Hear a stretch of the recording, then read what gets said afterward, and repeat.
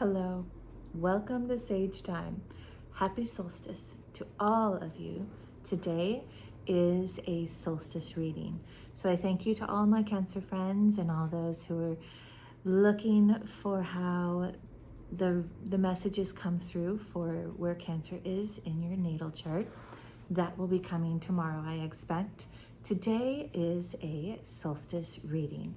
So this will be a reading that can be applied in the coming season that we are now stepping into as of today. And there is an extended. If you watched yesterday's Gemini reading, I discussed how I will be doing extendeds now on Vimeo. There is a link in the description box that you can press on at the end of the reading. And yesterday's Gemini reading, as well as today's solstice reading, the extendeds are being offered complimentary.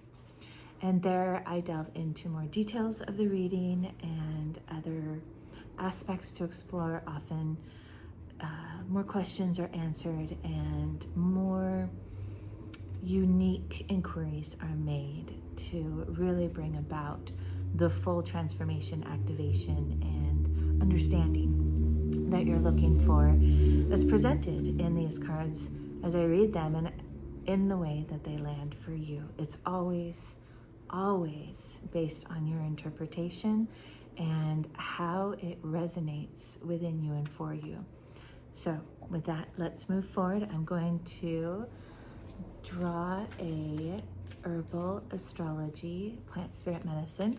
This particular plant will be one that if and when you connect with it, of course, anchoring that connection in the heart space, you can silently or out loud speak the name of the plant, common name, Latin name, it's fine. Imagine it. You don't have to consume the plant or even have it next to you to work with the plant medicine.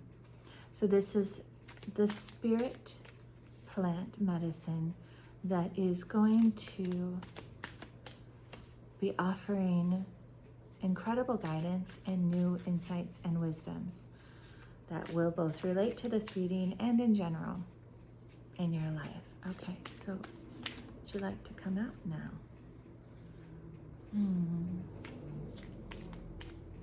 got very quiet.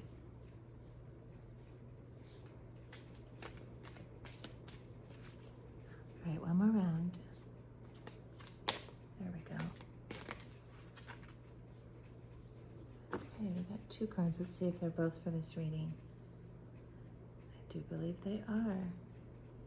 Wow. Okay, so I'll present these to you now, and then in the extended, I'll go over them in a lot more detail. So the two that came out are Mandrake and Mugwort. For those that are Harry Potter fans, you are familiar with hearing about those. For those that have an inclination towards herbology, these are often in the top 10.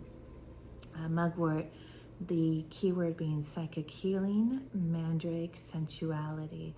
Again, we'll discuss these in greater detail in the extended. Okay, so I drew cards from two different decks today, as I was called to, and the cards laid them out in a format that conveyed the message that they wanted to. And it has a format of a polarity, both confirmed in the top and bottom cards. So the two top cards that came out are Leo and opposition. So this is both a constellation of Leo and an aspect, if you're familiar with astrology, or simply just you recognize, of course, the idea of opposition and the concepts around it.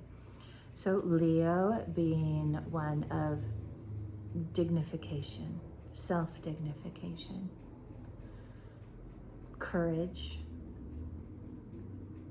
Often Leo it's a fire element, of course, and often Leo's dignity and bravery is something that is internally cultivated. It's not sought to be confirmed or validated or even respected and honored externally. It is something that occurs within so thoroughly, so intently, so truly, that the individual emulates that self-dignified, courageous aspect of the self.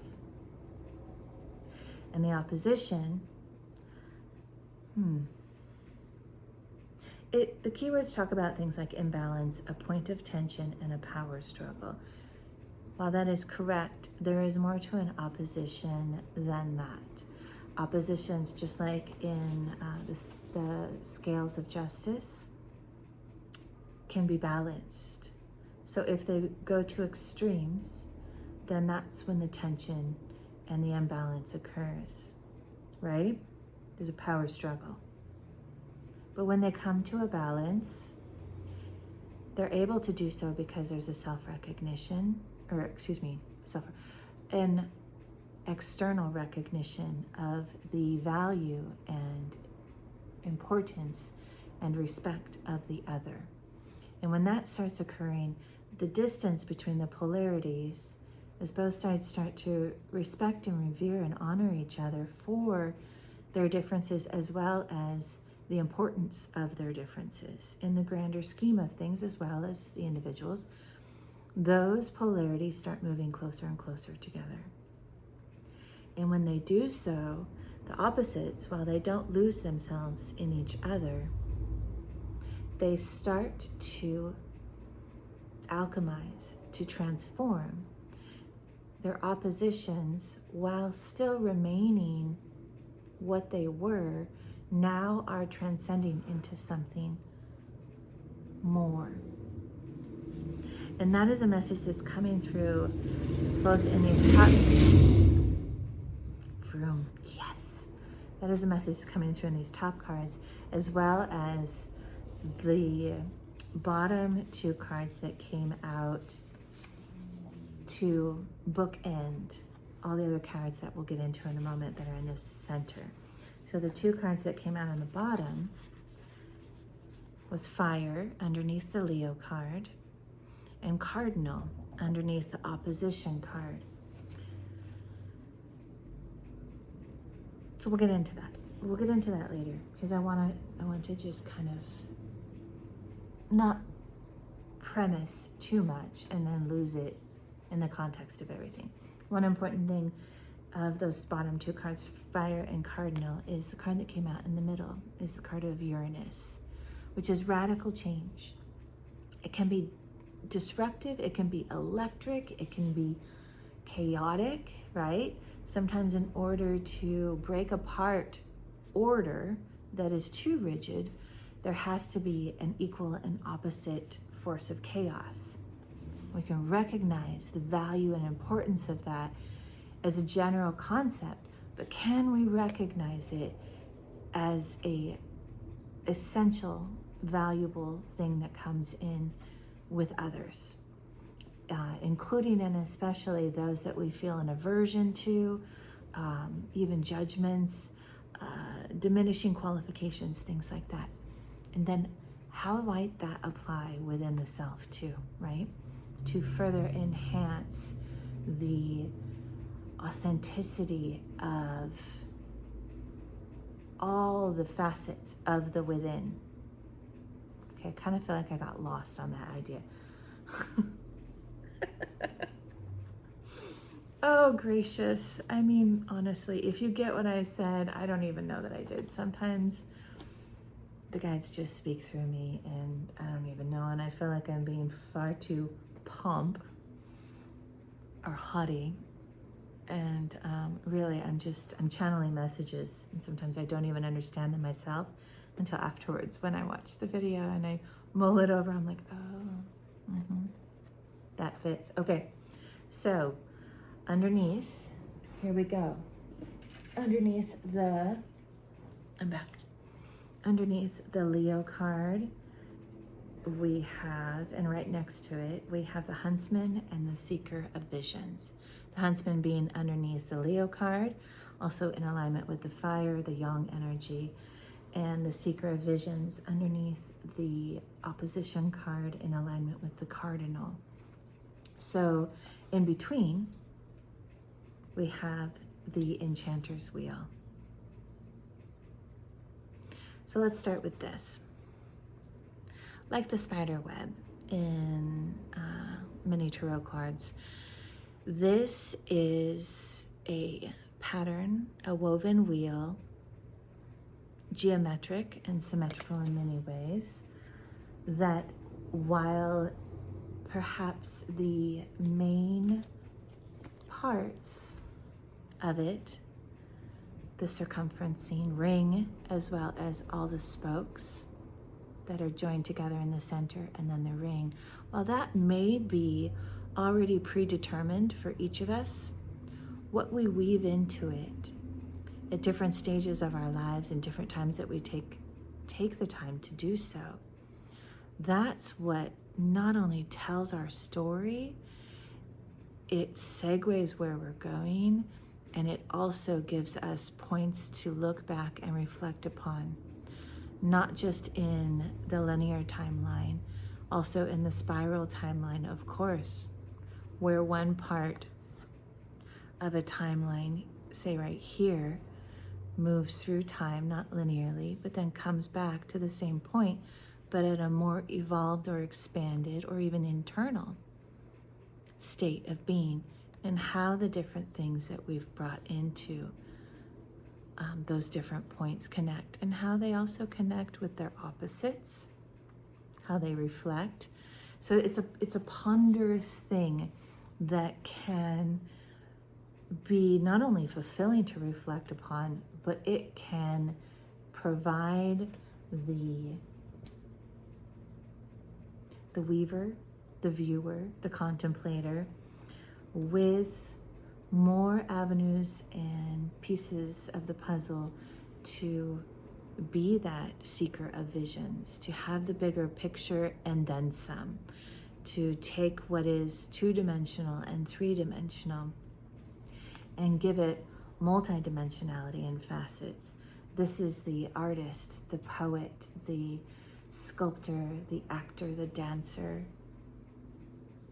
the sage, the shaman. These are the things that the individuals and the states of being that connect the individual in a more open and fluid way of understanding and hearing the divine. That's kind of the almost chaos end of it, but it's not chaos because there, of course, is symmetry and fluidity. We don't look at the tides of a peninsula or a bay. We don't look at the tides coming in and out as chaos. We see the symmetry and the balance and the fluidity of it. And there's so many details in every single water molecule and all the life that inhabits it, right? And of course it could seem chaotic, but it's not. There's a ecosystem and a balance and a music to it. And of course, if there's music to it, there's mathematics to it. And when there's mathematics to it, well, now we have boundaries and more set form and patterning. We have the more, I hesitate to use these words, the rigidity here of the masculine. And even though this is a yang side of things, I believe this talks about the yin, the feminine within the yang, the masculine. Because yang is the chaotic force. It's the unassembled, seemingly, force. While the yin is the containment and the form. And here, this masculine on the fire side of things, while he is the huntsman and he is the bringer of balance and justice to all life within the forest, he's the protector of the innocents. And he also sees the layers within the layers. So he sees the intentions within the intentions within the intentions, the things that not every life form in the forest or individual in the forest is even aware of within themselves. But he sees it, and it is part of his assessment and deliverance of justice, because he is like nature in and of itself. He is a what's the word? He is a bringer of that balance. So when those polarities get too extreme, he knows what to do to bring them closer to balance. And then it's up to those two polarities if they want to now seek revenge or overcompensate, or if they want to try to find a way to stay in balance so that they can move closer together and work together more symbiotically, right? So that's our huntsman, and that's our seeker of visions. And while it can be said that the seeker of visions in its extreme can move into a place of illusion, unfounded illusion, even delusion, loss of solidity and actionable production. Also, the extreme of the huntsman can be that of overt control and rigidity. So those are the two that came out on either side of that weaver, or the enchanter's wheel. And then on either side of the hunter and the seeker of visions is the forest lord and the four of bones. So this wants me to bring up for you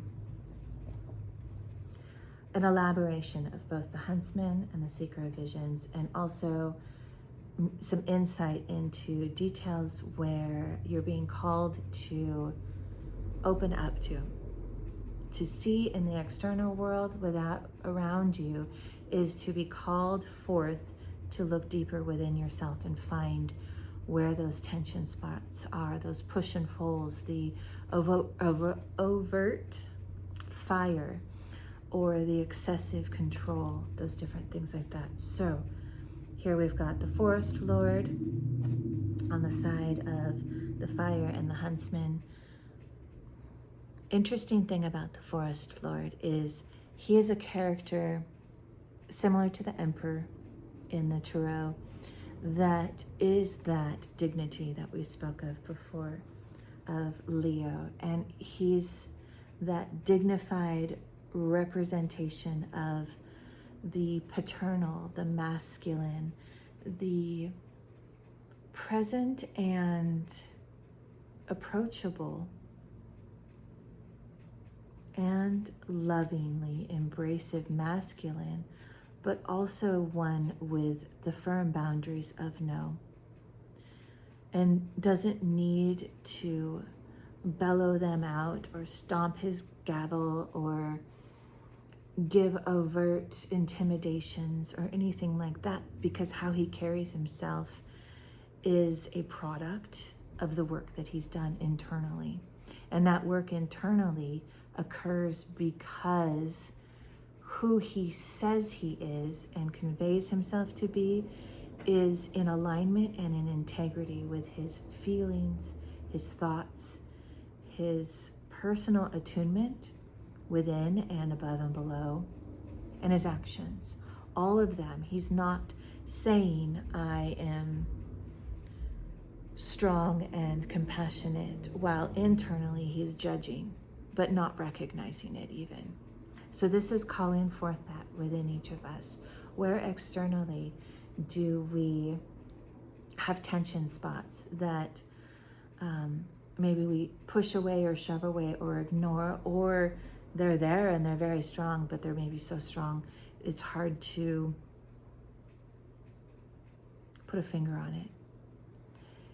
And so looking externally to what that scene is in the theatrical play. Is it a scene of love? Is it a romance that causes a turmoil within you? Is it a scene of injustice? And in what backdrop is it? And then look within and do the work, because once the work is complete, the external tension spots and trigger, I don't love that word. It's just one of those ones that has been used in so many ways. But the external kind of trigger things, those are I lost myself. See, I had a judgment. Even though it was small and more about a preference, it's still an aversion. So it's something for me to look at.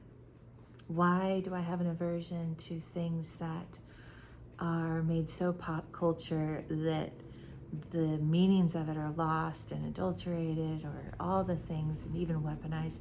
Why is that an aversion to me? So now I will go and spend time in a meditative state, walking, gardening, sitting, and I will reflect. Maybe through art and writing, maybe through dance, maybe through sitting and crying. Who knows? What will come up, what's for me in that moment. So this is an example of something that I know you can resonate with in your own style, your own signature. And on the opposite side of I want to go more into the Forest Lord, but I think he's going to come back. So the opposition card, interestingly enough, the Four of Boons.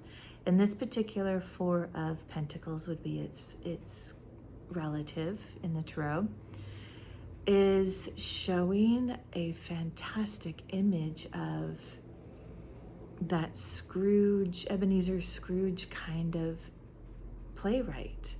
We've got the two women in the back who have just this massive overflow of delicatessens and patisseries. And this woman in the foreground, she just gets the one. And she's grumpy and she's triggered.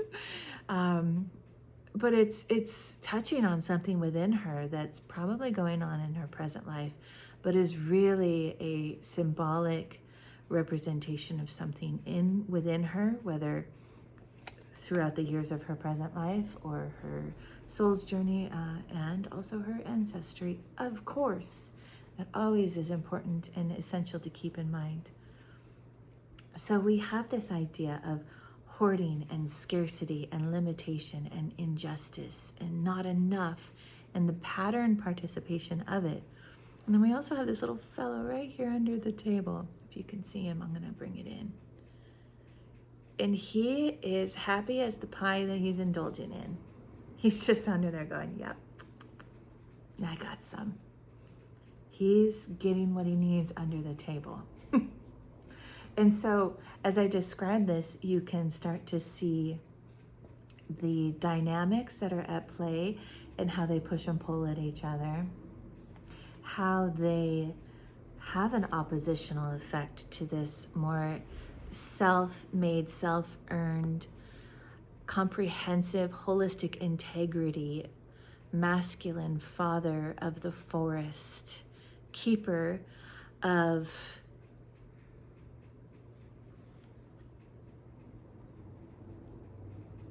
creation. All right. And in the forest, we have all these creations that aren't exactly being distributed appropriately. And while that is unjust, and there's probably a lot of maybe horrible reasons why it's unjust, there's also a reason for it to be occurring. Because this woman in the foreground, as with all that are in a space of scarcity, and most all of us have been in that, there's something within that she is being called to look into and listen to and be witness to without judgment, and allow the imbalances within her to reconcile, to come closer together and ascend. That's reconciliation. And the little fellow underneath that's getting his just desserts, well, he's just part of the play. He's part of the characters that has that underground, under the table, the hidden way of also triggering. There's that word again. These two women in the background who also are playing a role in the story of scarcity and limitation and not enough, even though they have enough. So they're going to be meeting their challenger from the little fellow underneath. And the little fellow underneath, well, he's probably going to get a tummy ache. So there's that too. Okay, I'm going to pause here and move over to the extended, where we'll look a little bit more into this reading as an overall general. And then I'll talk about the mugwort and the mandrake herbs. I want to spend some time with these two because there's just something really beautiful, like bellowing through my heart, wanting to come through from those. So I will see you there. Again, the link to the extended is in the description box down below. Love to you all.